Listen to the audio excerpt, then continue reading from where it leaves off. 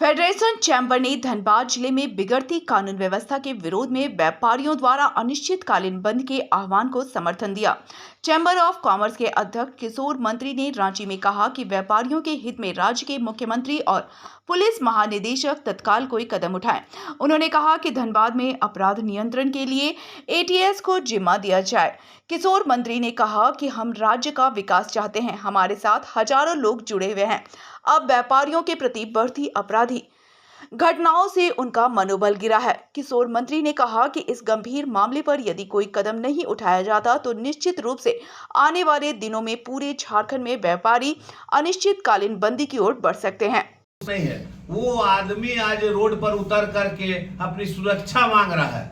मैं माननीय मुख्यमंत्री जी से अनुरोध करूंगा कि इसको संज्ञान में लें। ये बहुत गंभीर मामला है और मैं ये अपने डीजीपी महोदय से भी कहूंगा कि आप इस पर विशेष ध्यान दें। और जैसा कि हमारे भाई लोगों ने कहा कि एटीएस की वहां पर उनको वहां पर डिप्लॉय किया जाए ताकि वो वहां पर रह करके सिर्फ इस चीज की घटना पर नजर रखें। और 2-3 महीना में मैं समझता हूं कि अगर सरकार चाहेगी तो ये मामला शांत हो जाएगा और लोग आराम से अपना व्यापार और बिजनेस करेंगे।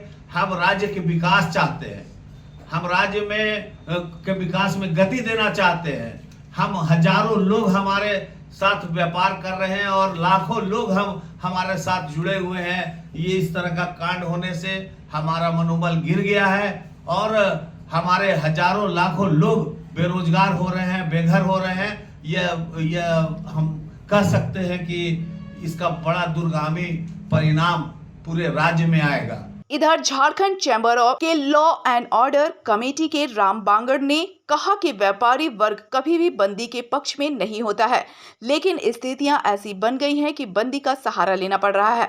उन्होंने कहा कि व्यापारियों को यदि सुरक्षा नहीं दी जा रही है तो राज्यव्यापी असर बहुत जल्द दिखेगा। देखिए, बंदी उपाय नहीं है और व्यवसायी समाज कभी भी बंद को अंतिम हथियार मानता है। किसी भी बंद के हम लोग खिलाफ होते हैं।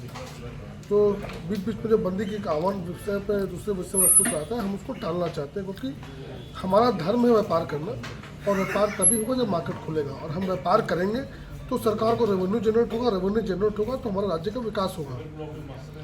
लेकिन यही बात तो समझना है सरकार को, आपको और प्रशासन को कि हम बंदी के अंतिम हथियार तक कैसे पहुँचे। और एक जिले के बाद हम ये अपनी पीड़ा को दिखा रहे हैं कि अगर हमको नहीं सुरक्षा दी गई, हमारे व्यवसायियों के हितों का ध्यान नहीं रखा गया तो मजबूरन हमको राज्यव्यापी आंदोलन करना पड़ेगा। सरकार को चाहिए कि अभी तक सुन के इंस्टेंट इस पे अपना एक्शन ले।